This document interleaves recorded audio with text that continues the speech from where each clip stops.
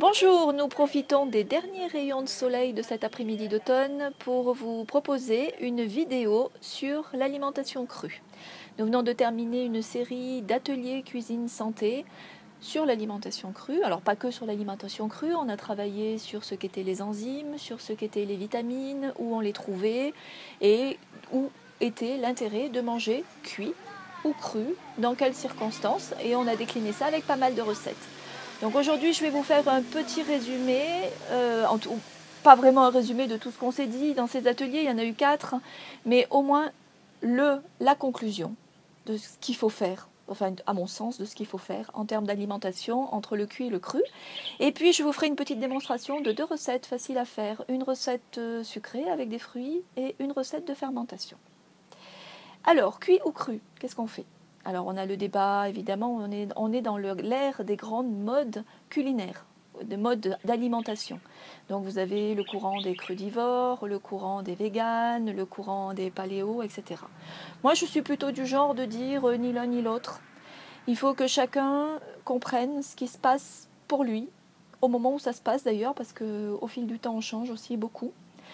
Et le seul objectif pour moi de l'alimentation, c'est de nous apporter un maximum d'aliments le plus riches possible, non pas uniquement en ce qu'on appelle en diététique en macronutriments, c'est-à-dire les graisses, les sucres et les protéines.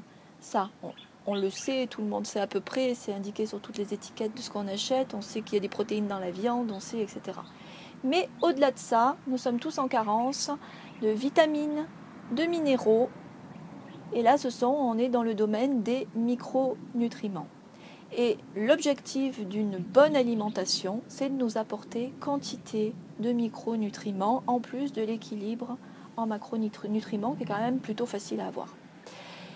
Et deuxième objectif d'une bonne alimentation, c'est qu'elle soit adaptée à soi, en fonction de son état de santé et de vitalité. Et ça, il faut savoir que ça change au fil du temps.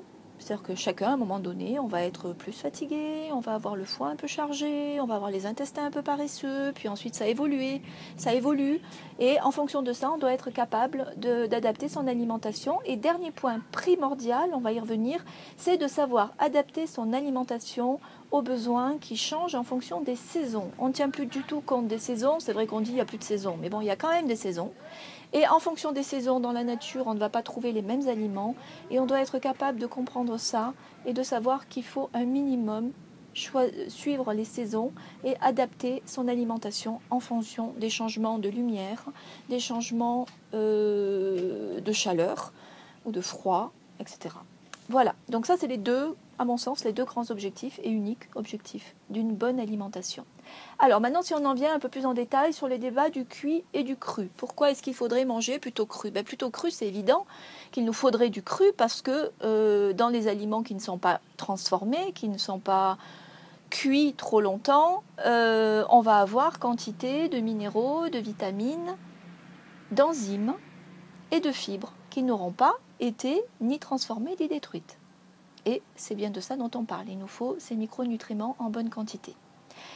Alors, certains détracteurs vont vous dire, bah oui d'accord, mais mangez des fruits et des légumes crus, vous allez avoir des enzymes, mais ces enzymes-là vont être détruits dans l'estomac. Peut-être, mais avant l'estomac, il y a la bouche. On mâche dans la bouche et il y a une grande partie de la digestion qui commence dans la bouche. Et dans les enzymes qu'on va trouver dans les fruits, les légumes notamment, on va avoir des enzymes qui vont nous aider aussi à digérer tout ce qui est sucre. Et la digestion des sucres est en grande partie commencée avec la salive dans la bouche. Donc ces enzymes-là vont bien nous aider à économiser nos propres enzymes et nous aider à avoir une bonne digestion. Donc ça c'est le premier argument. Deuxième argument concerne les fibres. Eh oui, on a besoin de fibres. On a pour beaucoup, un transit paresseux, des difficultés à aller à la selle où on n'y va pas assez souvent. Pour petit rappel, un transit idéal, ce serait d'aller à la selle autant de fois qu'on a pris de repas. Donc, je ne crois pas qu'il y ait beaucoup de personnes qui vont à la selle 2 ou 3 fois par jour, en ayant des selles normales, j'entends, sans être en régime diarrhée. Et en fait, c'est ce qu'il faudrait. Voilà, donc à partir de là, on a tous un intestin paresseux et donc on a besoin de bonne quantité de fibres pour aider à éliminer, mais déjà aider à évacuer, mais aussi aider à nettoyer, parce que du fait qu'on a un intestin paresseux, on a quantité de déchets qui s'amassent et qui vont coller sur les parois de l'intestin. Donc, d'où l'intérêt des fibres. Et dans tout ce qui est cru, les fibres vont être plus dures, pas ramollies par la cuisson, et donc vont avoir un effet balai intestinal beaucoup plus efficace. Alors après, qu'est-ce qu'on dit en négatif du cru? Eh bien, on va vous dire, oui, mais le cru ballonne ou irrite. Ah ben oui, forcément. Si on a les intestins en mauvais état, on a des chances d'avoir la paroi intestinale qui est déjà un peu irritée, un peu à vif, et le fait d'apporter des fibres dures vont faire râpe sur cette paroi intestinale et va provoquer des ballonnements, des gaz, voire des douleurs. Alors, ça ne veut pas dire qu'il faut se forcer absolument à manger des carottes râpées si on ne les supporte pas, mais en même temps, c'est ce qui va aider à un moment donné à aller mieux. Donc après, il y a quantité d'étapes par lesquelles il faut passer pour arriver à nouveau manger du cru. Mais dire « je ne mange pas de cru, c'est mauvais parce que ça irrite et ça ballonne », c'est faux. Ça peut être un état de fait à un moment donné parce qu'on a un problème intestinal et que de ce fait-là, on ne supporte plus des fibres trop dures. Et l'objectif va être d'arriver à nouveau les supporter parce qu'on en a besoin. Attention, je ne dis pas, et jusqu'à ce moment-là, jamais je ne dis, il ne faut manger que ça, et je ne dirai jamais ça. Je vous donne juste les arguments du pour et du contre. Ensuite, on va vous dire, le cru fatigue le système digestif parce qu'il est trop humide et froid. Alors là, c'est une grosse erreur. Aussi, cru ne veut pas dire manger que des salades. Et ça, c'est souvent ce qu'on pense en fait. Alors, il est bien évident, là on revient au phénomène de suivre les saisons. Manger du cru, ça n'est pas manger une salade de tomates avec des concombres, de la salade verte et à la rigueur du poivron. Ça, c'est bon pour l'été. L'hiver, ce n'est plus le moment de manger des salades. On ne se nourrit pas de salades en hiver. Il y a d'autres façons de manger des aliments riches en minéraux et en vitamines apparentés au cru sans que ce soit des salades. Effectivement, si en hiver, on se met à manger énormément de tomates et de concombres, qui d'ailleurs ne sont pas du tout des légumes de saison, de cette saison, on va apporter trop de froid et trop de liquide à notre organisme, qui n'a surtout pas besoin de ça, parce qu'il en a besoin en temps de chaleur pendant l'été, sauf évidemment si on habite dans l'hémisphère sud, dans lequel cas on est inversé. Donc, deuxième chose, très importante, ne pas confondre manger des salades et manger du cru. Ça n'est pas du tout la même chose. Alors, qu'est-ce qui est considéré comme du cru et qui n'est pas des salades? Eh bien, ça va être, par exemple, toutes les cuissons courtes, à basse température, qui vont nous permettre d'avoir des aliments chauds, mais crus à cœur. Par exemple, un wok de légumes très croquant, une cuisson à la vapeur douce rapide, on va avoir des légumes qui sont chauds, qui sont un petit peu cuits autour, donc vont être attendris, mais qui à l'intérieur restent crus et qui gardent tous leurs enzymes, vitamines et minéraux. Il y a une chose importante, un point important dont il faut se souvenir, c'est les températures de destruction des enzymes, des vitamines et des minéraux. Alors, les enzymes vont être détruites à partir de 50 à 60 degrés.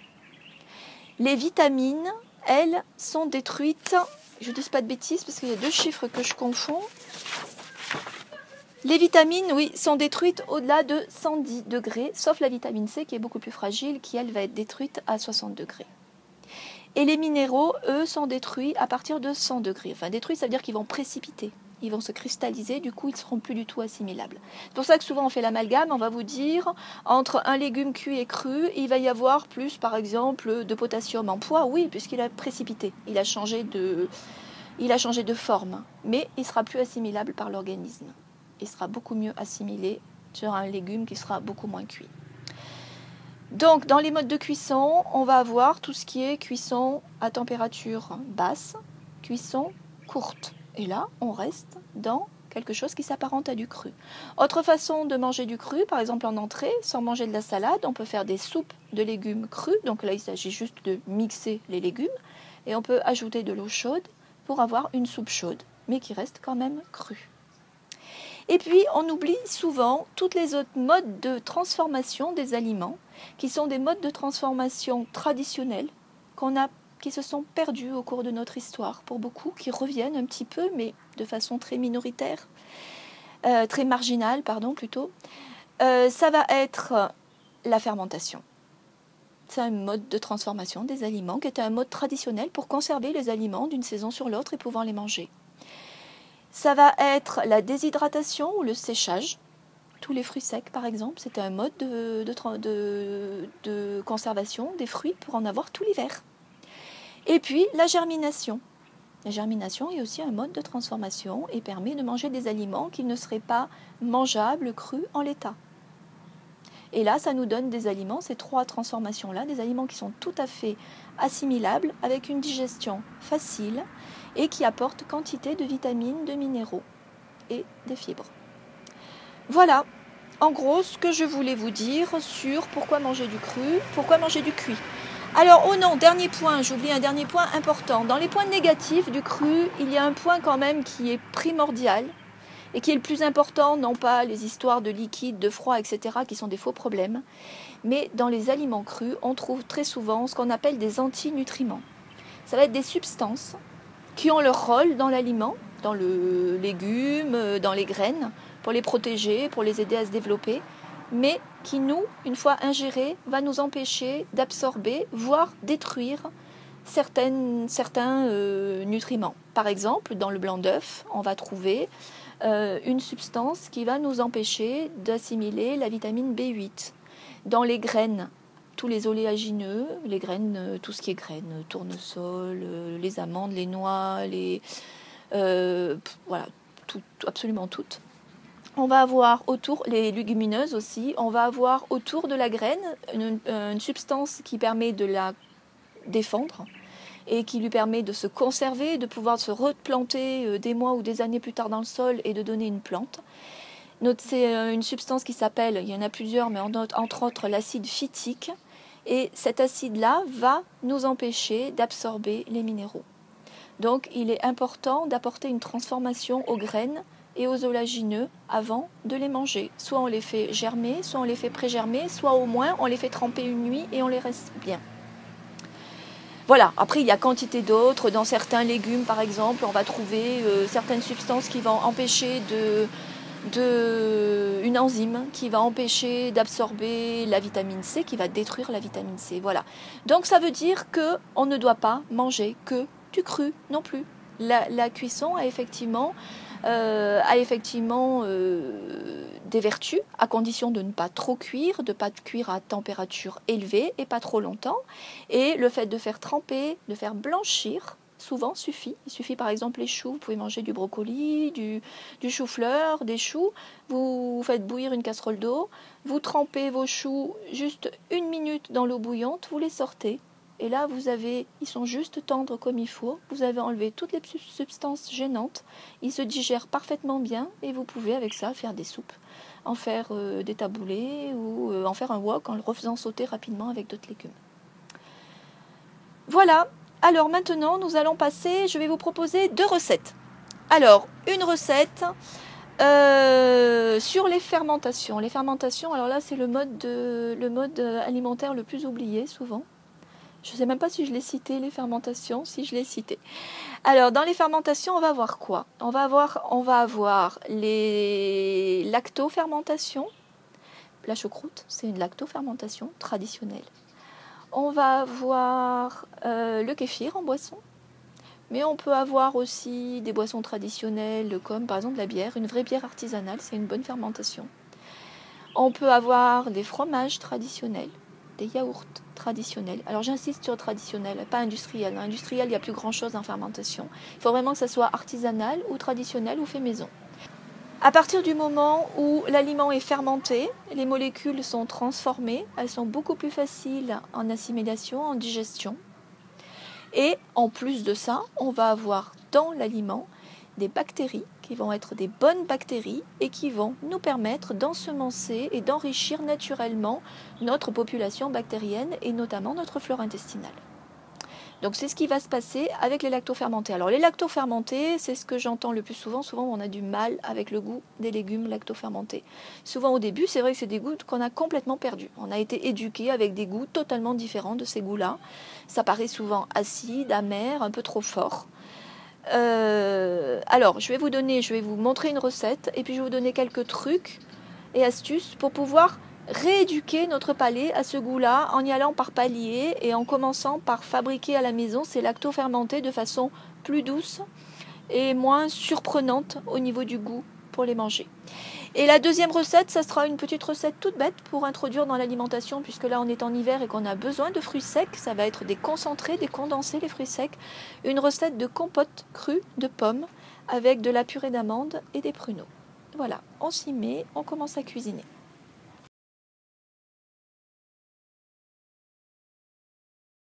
Bon voilà, j'ai mis mon tablier, nous y voilà, nous allons faire donc nos recettes.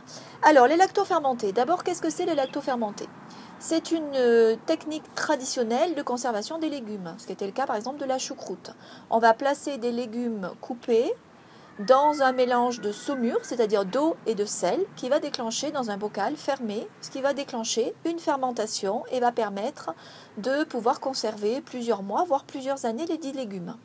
Alors souvent on me dit je n'aime pas ça. Pourquoi? D'abord il faut faire plusieurs essais avant de pouvoir les apprécier. Vous n'allez pas forcément trouver tout de suite la bonne façon de les faire, la bonne façon, enfin il n'y a qu'une façon, il n'y a pas 36 millions de façons de les faire, mais surtout le temps de fermentation avant de les manger, c'est ça qui est important. C'est le premier point primordial, c'est-à-dire que plus vous allez conserver votre bocal de légumes en saumure à température ambiante, plus la fermentation va monter et plus vos légumes vont être forts en goût.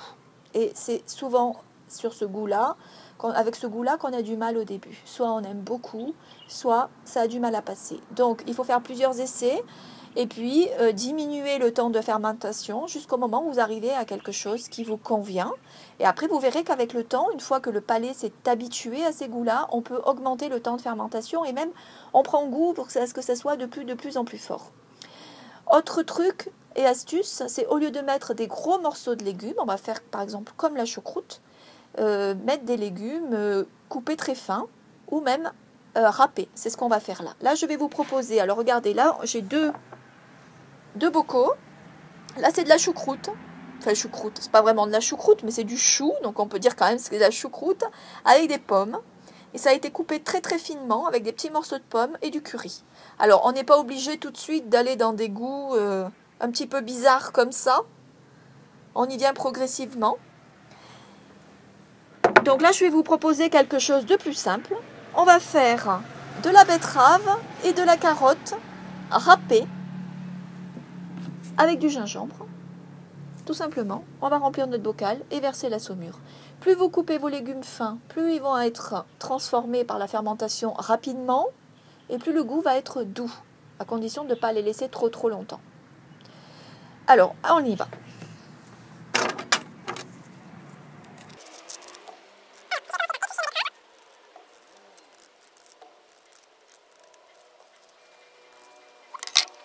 Alors là, je vais râper avec le gros trou de la râpe. Mais si c'est déjà encore trop pour vous, vous pouvez essayer avec les petits trous pour faire une mouture, on dira, pour faire des morceaux de betterave, de légumes beaucoup plus fins.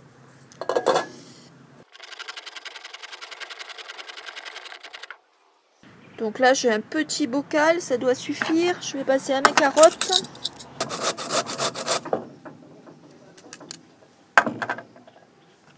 Et le gingembre.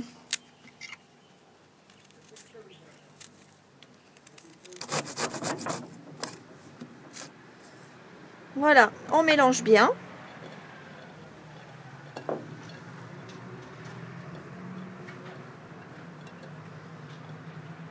Et là, il suffit de remplir son petit pot. Ça peut être un grand pot.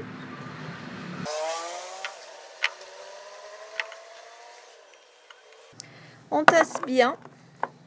Alors, vous remplissez pas jusqu'en haut. Pas de bord parce qu'il faut que les légumes restent complètement immergés dans la saumure. Sinon, vous risquez d'avoir des moisissures. Et puis, ça risque aussi de déborder. Parce que ça travaille tout ça. Ça va faire des petites bulles. Et la saumure. Alors la saumure, une règle à connaître. Vous allez diluer 1 litre d'eau avec 30 grammes de gros sel. Je le fais par 5 litres, donc des fois j'ai un peu du mal avec les divisions, les multiplications. 1 litre d'eau avec 30 grammes de gros sel, de préférence gris non raffiné. Il ne faut surtout pas mettre du sel avec de l'iode. Et ensuite, on remplit son bocal. Voilà. Alors, si les légumes ont tendance à remonter, vous pouvez aussi mettre quelque chose qui va servir de poids pour les laisser enfoncer dans la saumure. Bon, quand on n'a pas rempli complètement le bocal, normalement on n'a pas besoin de poids. Ça après vous verrez à l'expérience. Moi il m'arrive des fois de les remplir plus et de mettre un petit couvercle, plus petit que ça, et d'enfoncer pour vraiment maintenir les légumes sous l'eau.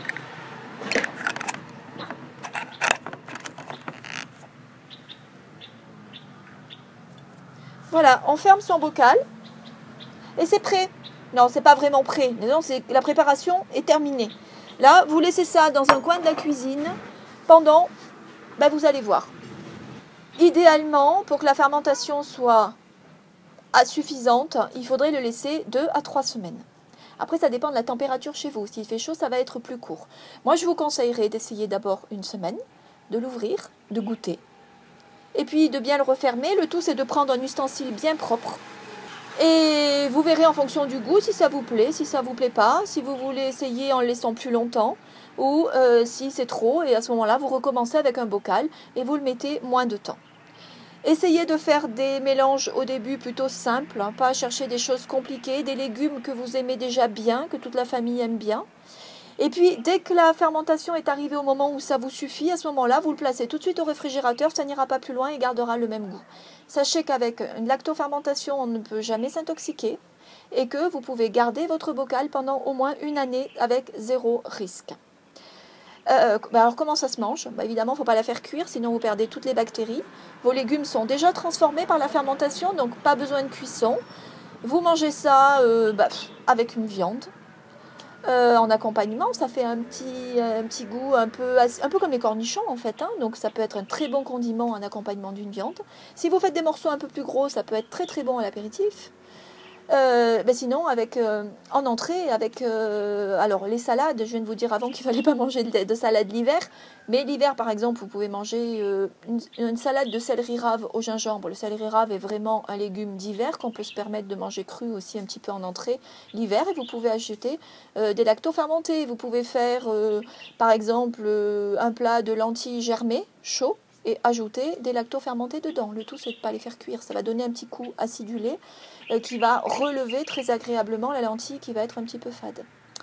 Voilà quelques suggestions. Alors maintenant, si vous avez toujours pareil, si vous avez des questions, si vous n'y arrivez pas, s'il y a un souci, vous pouvez toujours m'envoyer des messages sur Facebook ou à la suite de cette vidéo, je vous répondrai. Juste une chose, si à la fin de votre fermentation, quand vous ouvrez, ça fait... C'est normal, vous avez des petites bulles qui vont apparaître, ça peut un peu déborder, oui, parce que forcément la fermentation provoque des gaz dans le bocal. Par contre, il ne devrait pas y avoir de moisissures. S'il y a des moisissures, essayez de les enlever. Si ça a donné du goût aux légumes, c'est qu'il y a eu un problème de contamination, vous videz tout. Sinon, il est possible d'enlever les petites moisissures et que ça soit toujours très bon et qu'il n'en revienne pas derrière. Alors, autre chose aussi, on n'utilise pas des pots qu'on a forcément stérilisés. Plus on nettoie, moins on risque d'avoir une prolifération de bactéries, une fermentation, et on a besoin des bactéries. Donc, vous utilisez des pots propres, nettoyés, mais pas passés à l'eau bouillante, stérilisés au four, etc. C'est pas indispensable. Voilà, je crois que je vous ai tout dit sur les fermentations. Maintenant, on va passer à la deuxième recette.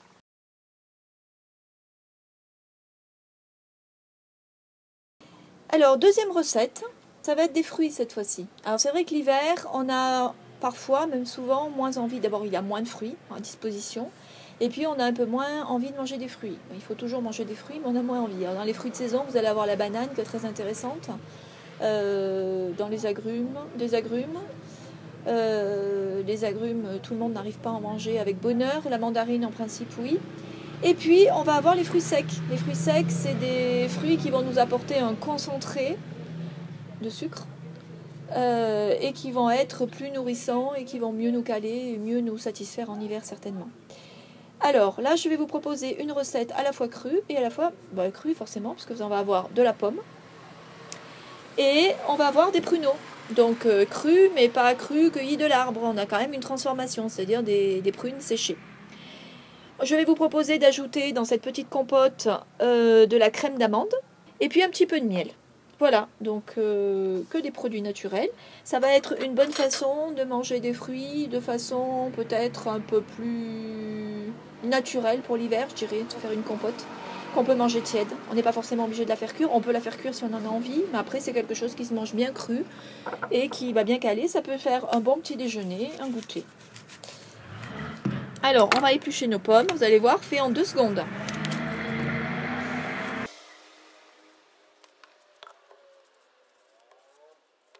On met tout dans le mixeur. Donc là, je vais mettre une pomme, on va faire une petite quantité, 2 pruneaux et une cuillère de purée d'amande.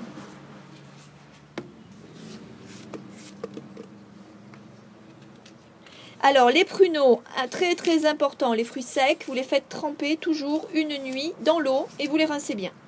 Ça va les réhydrater, ça va enlever l'excédent de sucre et ça va enlever toutes les substances dont nous n'avons pas besoin, qui vont même nous gêner. Alors, 2 pruneaux.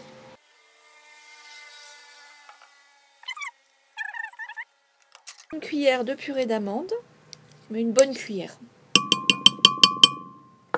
Et là, on va ajouter quand même une petite cuillère de miel. Voilà, pas plus compliqué que ça. Maintenant, on va aller dans la cuisine pour mixer le tout et vous allez voir le résultat.